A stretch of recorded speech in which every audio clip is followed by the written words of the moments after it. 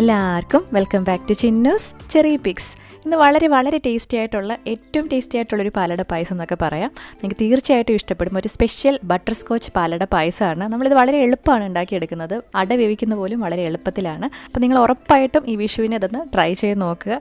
ഇപ്പോൾ വിഷുവിന് സമയം കിട്ടിയില്ലെങ്കിൽ പോലും ഇതൊന്ന് ട്രൈ ചെയ്ത് നോക്കുക. അത്രയും ടേസ്റ്റി ആയിട്ടുള്ളൊരു പായസമാണ്. അപ്പോൾ നമുക്കിത് എങ്ങനെയാണ് ഉണ്ടാക്കുന്നതെന്നുള്ളത് കാണാം. അപ്പോൾ അതിനായിട്ട് ഞാനിവിടെ ഒരു 1/4 കപ്പ് ചവ്വരി എടുത്തിട്ടുണ്ട്. ഇത് നല്ലപോലെ ഒരു 3 പ്രാവശ്യം വെള്ളത്തിൽ കഴുകിയിട്ട് നമുക്കൊന്ന് കുതിരാനായിട്ട് ഇട്ട് വെക്കണം. അപ്പോൾ ആദ്യം ഇത് ചെയ്തിട്ട് നമുക്ക് ബാക്കി കാര്യങ്ങളിലേക്ക് പോകാം. ഇനി നമുക്ക് അട തയ്യാറാക്കാം. ഞാനിന്ന് റിബൺ അട കൈകൊണ്ട് പൊട്ടിച്ച് വെച്ചിരിക്കുവാണ്. കുറച്ചുകൂടെ ചെറുതായിട്ട് പൊട്ടിക്കാന്നുണ്ടെങ്കിൽ അത്രയും നല്ലത്. അതല്ലാന്നുണ്ടെങ്കിൽ പാക്കറ്റിൽ കിട്ടുന്ന ചെറിയ പൊട്ടിച്ച അട മേടിച്ചാലും മതി. ഇതിന് പകരം നമുക്ക് സേമിയ വേണമെങ്കിലും ഇതേ പായസത്തിന് യൂസ് ചെയ്യാം. അങ്ങനെയാണെന്നുണ്ടെങ്കിൽ അട കുക്ക് ചെയ്യുന്ന സ്റ്റെപ്പ് സ്കിപ്പ് ചെയ്യാം. അപ്പോൾ അട നല്ലപോലെ 3 വെള്ളത്തിൽ കഴുകിയിട്ട് നമുക്ക് ഊറ്റി മാറ്റി വെക്കാം. നമ്മളിന്ന് കുക്കറിലാണ് അട കുക്ക് ചെയ്തെടുക്കുന്നത്. അതിനായിട്ട് ഒരു കുക്കറിലോട്ട് 6 കപ്പ് വെള്ളം ചേർത്ത് കൊടുക്കുക. നല്ല കൂടുതൽ വെള്ളം തന്നെ ചേർത്ത് കൊടുക്കുക. ഇനി ഇതിലേക്ക് നമുക്ക് 1 ടേബിൾ സ്പൂൺ നെയ്യ് ചേർത്ത് കൊടുക്കുക. 1 നുള്ള് ഉപ്പ് ചേർത്ത് കൊടുക്കുക. എന്നിട്ട് ഇത് നമുക്ക് തിളയ്ക്കാനായിട്ട് വെയിറ്റ് ചെയ്യാം. വെള്ളം നല്ലപോലെ തിളച്ചിട്ട് വേണം നമ്മൾ അട ചേർത്ത് കൊടുക്കാനായിട്ട്. എന്നിട്ടൊന്ന് മിക്സ് ചെയ്തിട്ട് നമുക്കിത് മീഡിയം ലോ ഫ്ലെയിമിൽ 1 വിസിലിനൊന്ന് കുക്കായി കിട്ടാനായിട്ട് വെയിറ്റ് ചെയ്യാം. അപ്പോൾ 1 വിസിൽ അടിച്ചിട്ടുണ്ട്. ആവി മൊത്തം പോയതിന് ശേഷം വേണം നമ്മളിത് തുറന്ന് നോക്കാനായിട്ട്. നമ്മുടെ അട നല്ലപോലെ വെന്തിട്ടുണ്ട്. ഇനി ഇതിലേക്ക് നമുക്ക് തണുത്ത വെള്ളം ചേർത്ത് കൊടുക്കാം. എന്നിട്ട് ഇതൊന്ന് ഊറ്റിയെടുക്കണം. ഊറ്റിയെടുത്തതിന് ശേഷവും നമ്മളൊരു 3 വെള്ളത്തിൽ ഇതൊന്ന് കഴുകിയെടുക്കുക. പശയൊക്കെ ഒന്ന് പോയി കിട്ടാൻ വേണ്ടിയിട്ടാണ്, തമ്മിൽ ഒട്ടി പിടിക്കാതിരിക്കാനും ഒക്കെ വേണ്ടിയിട്ടാണ് നമ്മളിങ്ങനെ തണുത്ത വെള്ളത്തിൽ കഴുകിയെടുക്കുന്നത്. അപ്പോൾ എത്ര പെട്ടെന്നാണെന്ന് നോക്കിയാൽ നമ്മൾ കുക്കറിൽ ഇത് അട നല്ലപോലെ വെന്ത് വന്നിട്ടുണ്ട്. അപ്പോൾ ഇതുപോലെ ഒന്ന് കുക്കറിൽ അടയൊന്ന് വേവിച്ച് നോക്കുക. വളരെ എളുപ്പമാണ്. അപ്പോൾ ഇതുപോലെ വെള്ളം ഒഴിച്ചൊന്ന് കഴുകിയെടുത്ത് മാറ്റി വെക്കുക.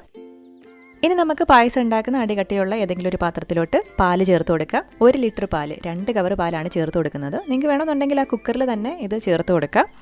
പാലൊന്ന് ചൂടായി വരുമ്പോഴത്തേക്കും നമുക്കിതിലേക്ക് 1/2 കപ്പ് പഞ്ചസാര ചേർത്ത് കൊടുക്കാം. നല്ലപോലെ മിക്സ് ചെയ്തെടുക്കാം.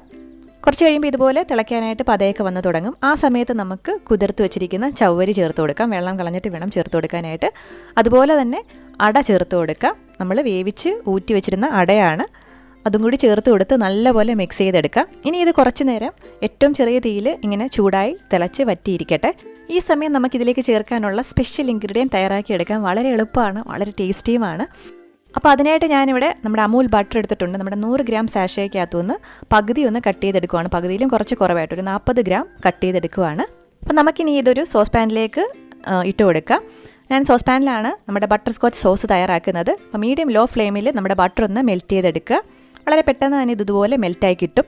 ബട്ടർ ഒന്ന് മെൽറ്റായി വരുമ്പോഴത്തേക്കും നമുക്കിതിലേക്ക് പഞ്ചസാര ചേർത്ത് കൊടുക്കണം. ഞാനിവിടെ 1/2 കപ്പ് 110 ഗ്രാം ബ്രൗൺ ഷുഗറാണ് ചേർത്ത് കൊടുക്കുന്നത്. ബ്രൗൺ ഷുഗർ ഇല്ലാന്നുണ്ടെങ്കിൽ വൈറ്റ് ഷുഗർ ചേർത്ത് കൊടുക്കുക. ഇനി ഇതിലേക്ക് നമുക്ക് 1/3 കപ്പ് 3/1 കപ്പ് ഹെവി ക്രീം ചേർത്ത് കൊടുക്കാം. ഇതോടൊപ്പം തന്നെ 1 നുള്ളു ഉപ്പും കൂടി ചേർത്ത് കൊടുക്കാം. ഹെവി ക്രീമിന് പകരം വിപ്പിംഗ് ക്രീമും ചേർത്ത് കൊടുക്കാം. ഇത് രണ്ടും ഇല്ലാന്നുണ്ടെങ്കിൽ പാല് ചേർത്ത് കൊടുക്കാം, അല്ലെങ്കിൽ ഇവോപ്പറേറ്റഡ് മിൽക്ക് ചേർത്ത് കൊടുക്കാം. ഇത് ഇത്രയും ചേർത്ത് മീഡിയം ലോ ഫ്ലെയിമിൽ വെച്ച് തന്നെ നമ്മളിതൊന്ന് ജസ്റ്റ് ഒന്ന് മിക്സ് ചെയ്ത് എടുത്തിട്ടുണ്ട്. ഇനി നമുക്ക് മീഡിയം ഫ്ലെയിമിൽ തന്നെ വെച്ചിതൊന്ന് തിളയ്ക്കാനായിട്ട് വെയിറ്റ് ചെയ്യാം. ഇതുപോലെ നല്ലപോലെ കുമിളകളൊക്കെ വന്ന് തുടങ്ങുമ്പോൾ നമുക്ക് ഫ്ലെയിം ഏറ്റവും കുറച്ച് വെച്ച് ഒരു 3 മിനിറ്റ് എങ്കിലും ഇതങ്ങനെ ഇരുന്ന് ഇങ്ങനെ തിളയ്ക്കട്ടെ. ഒരു 3 മിനിറ്റ് ആയിട്ടുണ്ട്. നമുക്കിതൊന്ന് ഇളക്കി കൊടുക്കാം. നല്ല കുറുകി വന്നിട്ടുണ്ട്. നല്ല ബട്ടർ സ്കോച്ച് സോസിൻ്റെ മണമൊക്കെ വരുന്നുണ്ട്. നല്ല ടേസ്റ്റുമാണ്. ഈ സമയത്ത് നമുക്ക് ഫ്ലെയിം ഓഫ് ചെയ്ത് വെക്കാം. ഫ്ലെയിമിൽ നിന്ന് മാറ്റിയതിന് ശേഷം നമുക്കിതിലേക്ക് കുറച്ച് വെനില എസൻസ് ചേർത്ത് കൊടുക്കുക. ഇത് ഓപ്ഷണലാണ്. ഒരു കറക്റ്റ് ബട്ടർ സ്കോച്ചിൻ്റെ ഫ്ലേവർ കിട്ടാൻ വേണ്ടിയിട്ടാണ് നമ്മൾ വെനില എസൻസ് ചേർത്ത് കൊടുക്കുന്നത്. വെനില എസൻസ് ഇല്ലാന്നുണ്ടെങ്കിലും കുഴപ്പമൊന്നുമില്ല. ഇതിന് വരെ നമുക്ക് പായസത്തിൽ ഏലക്കാപ്പൊടി, കാർഡമം പൗഡർ ചേർത്ത് കൊടുത്താൽ മതി. അപ്പോൾ ഇടയ്ക്ക് നമ്മുടെ പായസമൊക്കെ ഒന്ന് ഇളക്കി കൊടുക്കണം. അപ്പോൾ നമ്മുടെ പായസത്തിലോട്ട് മധുരമൊക്കെ പിടിച്ച് വരുന്നുണ്ട്. ഇനി ഇതിലേക്ക് നമുക്ക് ഉണ്ടാക്കി വെച്ചിരിക്കുന്ന ബട്ടർ സ്കോച്ച് സോസ് ചേർത്ത് കൊടുക്കാം. അപ്പോൾ ഈ ഒരു കൺസിസ്റ്റൻസിയിലാണ് നമ്മൾ ബട്ടർ സ്കോച്ച് സോസ് ഉണ്ടാക്കിയെടുത്തിരിക്കുന്നത്. നല്ലപോലെ മിക്സ് ചെയ്തെടുക്കാം. മറ്റാവശ്യങ്ങൾക്കായിട്ട് ബട്ടർ സ്കോച്ച് സോസ് ഉണ്ടാക്കാൻ നമ്മൾ കുറച്ചുകൂടെ കട്ടിയാക്കും. അങ്ങനെ ആകുമ്പോൾ പാലിൽ മിക്സ് ചെയ്തെടുക്കാനായിട്ട് ബുദ്ധിമുട്ടാകും. അതുകൊണ്ടാണ് ഈ ഒരു കൺസിസ്റ്റൻസി ആകുമ്പോൾ നമുക്ക് നിർത്താമെന്ന് പറയുന്നത്. കുറച്ച് ചൂട് പാലൊഴിച്ച് ഒന്നുകൂടെ മിക്സ് ചെയ്ത് നമ്മൾ ഒഴിക്കുവാണ്. അപ്പോൾ നല്ലൊരു കളറും നല്ലൊരു മണവും ഒക്കെയാണ്. ഒരു ലൈറ്റ് ചോക്ലേറ്റ് മിൽക്കിൻ്റെ കളറാണ്. ഇനി ഇതിലേക്ക് ഒരു കാര്യം കൂടി ചേർത്ത് കൊടുക്കാനേ ബാക്കിയുള്ളൂ. അതിന് മുന്നേ ആയിട്ട് നമ്മുടെ ചാനൽ ആദ്യമായിട്ടാണ് കാണുന്നുണ്ടെങ്കിൽ ഒന്ന് സബ്സ്ക്രൈബ് ചെയ്യുക. ആ സൈഡിൽ കാണുന്ന ബെല്ലൈക്കൺ കൂടി ക്ലിക്ക് ചെയ്യുകയാണെന്നുണ്ടെങ്കിൽ പുതിയ വീഡിയോസ് ഇടുമ്പോൾ നോട്ടിഫിക്കേഷൻസ് ആയിട്ട് കിട്ടിക്കോളും. അപ്പോൾ ബട്ടർ സ്കോച്ച് സോസോട് ചേർത്തതിന് ശേഷം നമ്മളിത് ചെറിയ തീയിൽ വെച്ച് തന്നെ നല്ലപോലെ കുറുക്കിയെടുക്കണം. കുറേയൊക്കെ ഒന്ന് വറ്റി ഈ ഒരു കൺസിസ്റ്റൻസിയിലാവുന്നിട വരെ നമ്മളിതൊന്ന് കുറുക്കിയെടുക്കുക. ചെറിയ തീയിൽ ഇടയ്ക്കിടയ്ക്കൊന്ന് ഇളക്കി കൊടുത്താൽ മതിയാവും. അങ്ങനെ കുറുക്കിയെടുത്തതിന് ശേഷം നമുക്കിതിലേക്ക് അണ്ടിപ്പരിപ്പ് കിസ്മിസും നെയ്യിൽ വറുത്ത് വേണമെന്നുണ്ടെങ്കിൽ ചേർത്ത് കൊടുക്കുക.